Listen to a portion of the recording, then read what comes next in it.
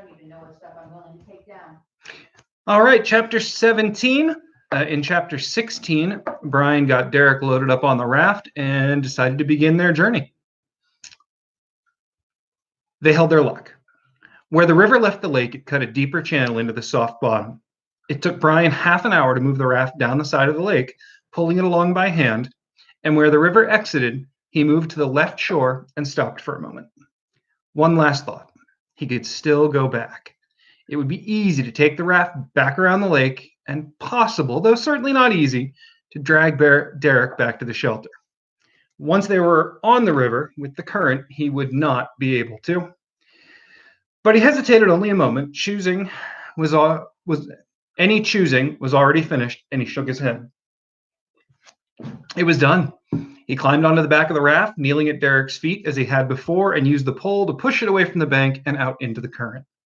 The river was 60 or 70 feet across, leaving the lake, and the current at the sides seemed a little slower. It caught the raft and pulled the nose around, so it aimed downstream, but along the edge, bouncing against the bank and sliding beneath overhanging willows and brush. Brian used the pole. The bottom was 4 or 5 feet down and pushed the raft sideways out into the center. It hesitated, seemed to hold for a moment, as if trying to find the current. Then the moving water caught the logs and the raft started to move. Inside of 30 feet, it was matching the current, close to it, and Brian watched the banks sliding past as the raft moved silently down the river. "We're on the way," he said to Derek. "It's working, and we're on the way." For 100 yards, the river moved straight, then curved hard to the left around a small hill where Brian quickly found that a log raft is not the same as a boat.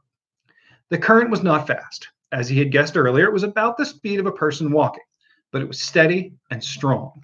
The logs were heavy, and once they were moving in a direction, they were hard to turn. As a matter of fact, Brian thought, watching the bank at the end of the curve come at him, they were impossible to turn. The river curved left, and the raft went straight, cut across the curve, and jammed into the bank. The jar of the sudden stop, even moving slowly, rocked the raft, and Derek rolled against the lashing and almost fell in. Brian leaped forward on the raft, on Derek, and held him while the raft lurched, slid sideways, and settled against the bank, where it stuck in the dirt and the brush on the edge of the river. 100 yards, and they were stopped. Brian slid off the raft, waist deep in the water, pushed it sideways back out into the current, climbed back on, and sat for a half a minute while the river curved back around to the right and the raft jammed into the left bank. Another 50 yards, 150 yards, and they were stuck twice. Brian swore, "I'm going to have to improve this, or we'll be a month on this river." He worked the raft into the middle again, and it started to move.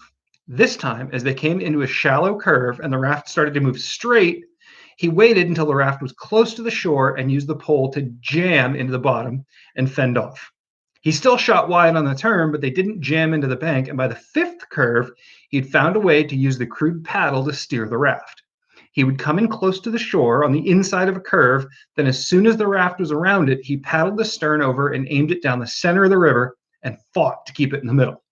They still did not always stay in the center of the best moving current, but as afternoon wore on, Brian found that by frantically paddling through each curve, he kept the raft moving almost at the speed of the current and away from any brush snags or the side of the river. It worked, but the river curved almost constantly, moving through small swamps beneath overhanging trees so thick it seemed to be a jungle, and he was constantly fighting the raft. Inside of 3 hours, he felt his back and arms aching and knew that if he didn't stop to rest a bit now, he would never be able to make it. He decided to stop every hour for 10 minutes. Derek had told him once that was the way the military did it on long marches, a 10-minute break every hour. And by the end of the 4th hour, he was more than ready for it. As it happened, the break came when the river straightened out, so he didn't lose any time. The raft kept sliding as he leaned back and rested his arms on his back. Rested his arms and back. He used his hands to cup water into his face, rubbing the back of his neck. The evening sun was still hot when it hit him as they came out of the patches of shade made by the trees on the bank, and the cool water in his neck refreshed him. "Let's see how we're doing." He opened the briefcase and took out the map. The river was accurately drawn, or seemed to be, and as near as he could figure, they'd come about 8 miles. Not as good as he thought. 8 miles in 4 hours. 2 miles an hour. That meant 50 hours. 2 full days on top of the day they just used making the decision and getting ready to go. 4 days without water for Derek. He looked at the unconscious form and saw the sun had burned his neck where the skin was exposed. Well, if Derek couldn't drink, Brian could still keep him cool. That might help. He took off his t-shirt and soaked it in the water. Brian used it as a cloth to wipe Derek's face and neck with cool water during his break. This ordeal was amazing to him, and he wondered at how it could be. Things happened so fast, changed so fast. Derek had been, no, he thought Derek was still one of those people who seemed so alive. He was eager to learn, happy, bright. He seemed indestructible.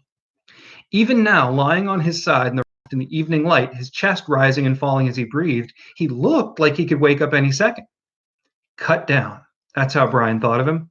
He read a story of the Civil War, and the author had written about the men being cut down by fire. That's how Derek looked to Brian now. Cut down. How could that be? Here he was, no different really, had been in the same place at the same time, and he was all right, and Derek was cut down.